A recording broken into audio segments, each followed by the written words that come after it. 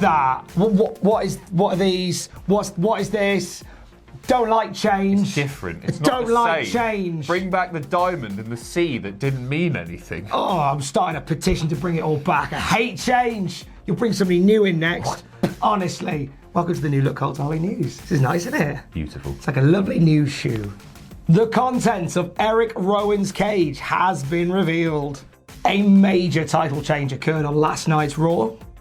And we have the reason that Chris Jericho lost the AEW title at Revolution. We'll tell you more in a little bit. Wrestling's greatest mystery has been revealed, Adam Pacitti, and whoa! What a payoff. What a payoff. We've been waiting for months, literal months, and what is inside Erick Rowan's cage has finally been revealed. Here it is. That's right. It's a huge robotic spider off AliExpress or something. What the hell is going on? I can't believe we did. I believe that's a famous spider. I think he was in an episode of Fraggle Rock some years ago. If you had massive spider in your office pool, congratulations, you've just won. You know what? I think it was post-wrestling. Tweeted about this about 3 weeks ago, saying the current plan is it's going to be a spider. And I just thought, oh, come on. Come on. They're not that pathetic, are they? But here it is. And there it is. That's his spider. So No Way Jose confronted him yesterday. And basically, I think he just went, oh, can I see what's in the cage? And Rowan went, yeah, I've been waiting for somebody to ask. And I was just really scared. Opens it up and pulls it out. Everyone runs away because they're scared of something which is clearly made of circuit boards and wires and batteries. And it's not a real spider. It doesn't look like a real spider.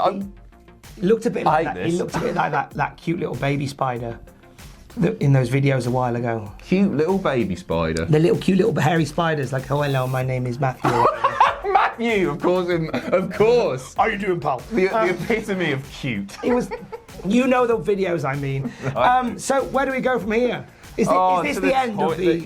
It's bollocks, isn't it? It's just, who the hell is going to get behind this? You know what? Okay, right. You love it. Yeah, I love it. One thing is that at least it's sort of, I don't want to say it makes sense, but it bites people. Maybe it could be programmed to bite people and people are scared of it. It's a spider. You say programmed, so it could have been a flan. That's what I'm saying. Is they could have got there and it's like, oh, this is my flan, and then it wouldn't have made sense because it has been biting people and why are people scared of a flan? I like the idea of just pulling out a flan, dripping through his fingers. Feel over to my friend the flan. Are you assuming then that it's an animatronic spider? It is, you can see it is. I've looked it up, you can buy them for 60 quid, the exact model. You can. I thought we were going to pretend in the wrestling world it was a real big spider. What? It's a real spider. It's a real, oh. Is that the idea that Rowan thinks it's a real spider? I thought in the wrestling universe it was a real spider. I don't think he's gone, I've gone onto wish.com and bought this bad boy, I'm keeping it in a cage. Where's he got it? You don't just stumble across that. He's gone into Menkind, hasn't he? That's where they sell that crap. Yeah, there you go. He's got a spider, so let's see where this leads. I think this is a big main event push coming for old Erick Rowan. We've been waiting for it, so good luck, Eric. I feel sorry for the bastard. Jesus Christ. Back in my day, if somebody said they've got the smoke, you'd assume they had a packet of Camel. But in 2020, to have the smoke also means having the tag team championships now. Certainly does. Big title change happening on last night's Raw. The Street Profits defeating Seth Rollins and his little buddy in what was it called? A Now or Never match. It was Now or Never. It's Now or Never. Yeah, that's exactly. It was their last chance, and they bloody well did it. New tag champs. Congratulations. What does this mean, first of all, for Seth? Buddy, maybe Kevin Owens?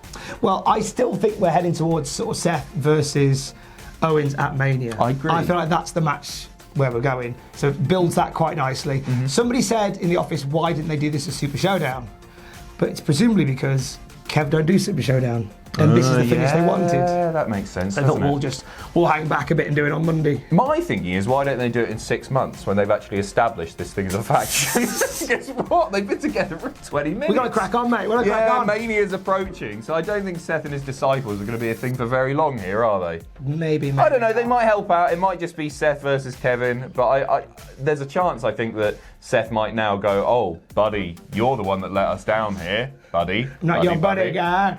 And we'll we'll get something with Buddy soon after. But Seth is away after WrestleMania anyway, according to reports. Yeah, apparently him and Becky are going to be off for a little bit, so expect Becky to lose too, I guess. Yeah, but I'm happy for Street Profits becoming tag champs. I've been a fan. I said this on the podcast this morning. I croaked this on the podcast this morning. I've been a fan of the Street Profits in the ring for a long time. The backstage stuff, hit miss. NXT Street Profits. Raw Street Profits, around there, around 4 o'clock. Hit or miss. Yeah, I agree. I'm really happy for them. I don't see them having a match at Mania. I know it's on the pre-show, which is a shame. What I'd like to see, in fact, is them throw all the tag teams together. I know it doesn't make that much sense, but I don't think there's enough there to do 2 big tag team matches with the titles. You could potentially do Street Profits versus AOP versus Viking Raiders. The story being like, hey, Street Profits aren't the big boys, so they're on the back foot. That's nice. It's a fun match. It gives AOP something to do. It kind of, it could be like the death knell of the Seth Rollins. Why are we talking about that already? It's nuts, isn't it? Isn't it mental? That's how we work as wrestling fans. We ain't got time. He's so bloody good. He's really good at the moment. I really like him doing this holier than thou thing. I'm going to put out a wild prediction. Go on. Montez Ford will be a world champion in the next 5 to 10 years. Said that last week on a news video, Tom. Did I? No, I did. Oh, you said that? I was going to say. Maybe it wasn't with you. I agree. So that's what I'm... Yeah, there I agree. Go. No, I agree. He's class, isn't he? He's absolutely fantastic. Angelo Dawkins is on the ride of a life right now. Yeah, he bloody is. What an absolute boy. Well done, pal. Are you going to be grading Raw in a bit? No, Jack's doing it. Oh. I've been up, right? I came back to the office. I finished at about midnight last night. Came back to the office at 2 a.m. because I'd forgotten something and then couldn't get back to sleep. Slept on the sofa for about 30 minutes, so I am pooped, Tom. Oh, the cursed rebrand. Fun stuff. Bring back the Shutter logo, I say. We have a pay-per-view on Sunday. Bollocks. I know, right? You do. I'm off on a stag do. Ooh, where are you going? Budapest. George Ezra loves Budapest. I'll see him there. He's George Ezra. This Sunday, we are far from Budapest. We are in Philadelphia, Pennsylvania. And we have a match added to the show. We certainly do. It's going to be, following last night, Aleister Black suffering his first main roster defeat, I think. First time he's been pinned on television in a couple of years, I want to say. It is Aleister Black versus AJ Styles at Elimination Chamber. Thoughts on Aleister getting pinned yesterday? Well, he wasn't trounced. It was shenanigans aplenty. So I don't mind him losing if there's a lot of shenanigans involved. I sort of do. I wish they'd given it to somebody else, just because his whole thing has been like starting at the bottom, working his way up the Raw ladder, and he gets to AJ Styles, and then he's just unsuccessful. So where does he go? Does he go back to beating up Akira Tozawa next week? Well, I think it's a bit... I kind of like the fact that he is in the mix with AJ, who is in turn in the mix with The Undertaker. But he's just got there and he's lost. And he's going to lose on Sunday as well, isn't he? Because AJ's got the match with Taker. Unless Taker comes out and buggers it up.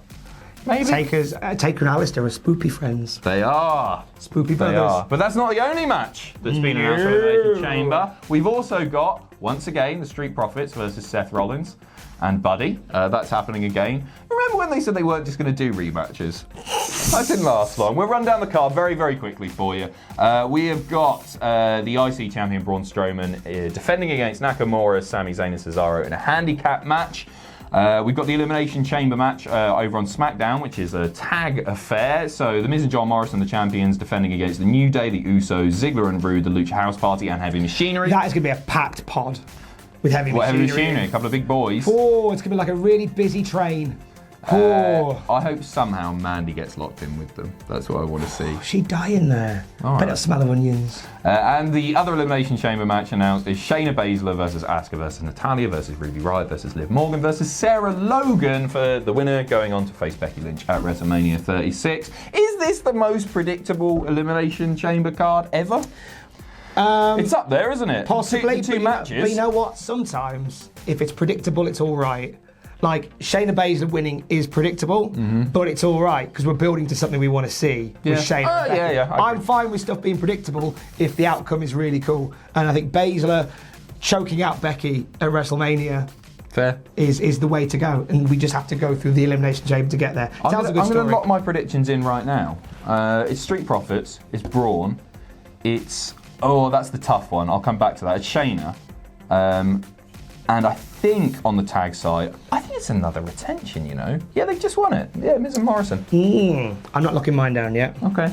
Tune into the video later in the week. It's up on Thursday evening. This bad boy's on the line. Final note from Revolution. Revolution. Thank you, Brian Zane. I loved Revolution on Saturday, by the way. Fantastic. Not been able to tell you about it, how much I loved it. What a palate cleanser. Tag match.